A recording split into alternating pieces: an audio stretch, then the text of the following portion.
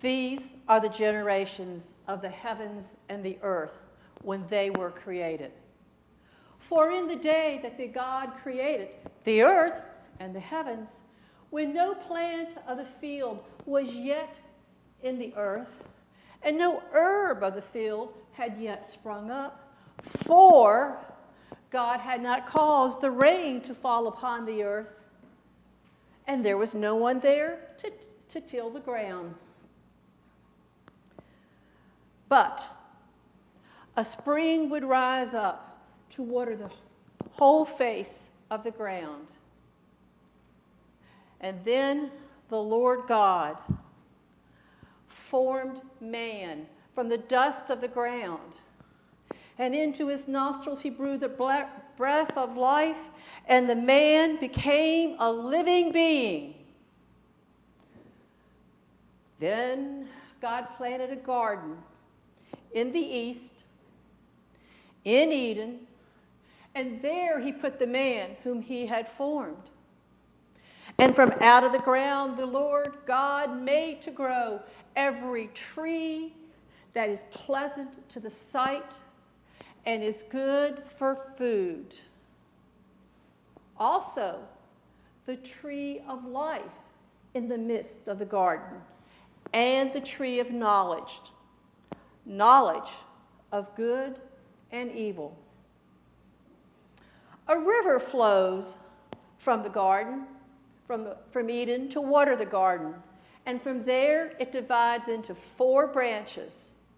The first name is the Pishon.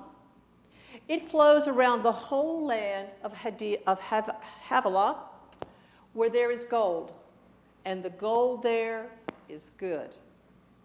Also, a resin, bdellium, and black onyx are there. The name of the second river is the Gihon. It flows around the whole land of Cush.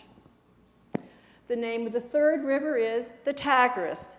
It flows east of Ashur. And the fourth river is the Euphrates. God took the man and put him in the garden to till it and keep it.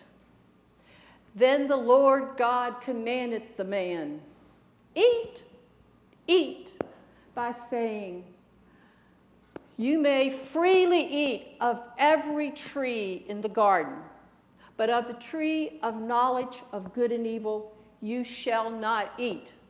For in the day that you eat of it, you shall die." The Lord God said, "It is not good that the man is all alone. I will make for him a helper as his partner." So from out of the ground the Lord God formed every animal of the field and every bird of the air, and he brought them to the man. And whatever the man would call them, that would be the name. And so the man named each animal, each cattle, and he named the birds of the air, and he named the animals of the field.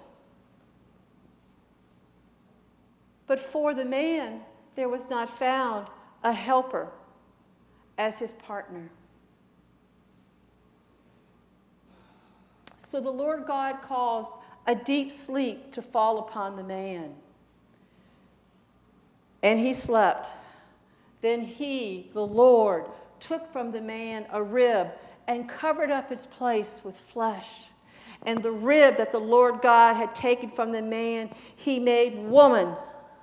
And he brought the woman to the man. And then the man said, "This is bone of my bone and flesh of my flesh. This one shall be called woman, for out of the man this one was taken." Therefore, a man shall leave his father and leave his mother and cling to his wife and become one. And the man and the woman were both naked, but they were not ashamed.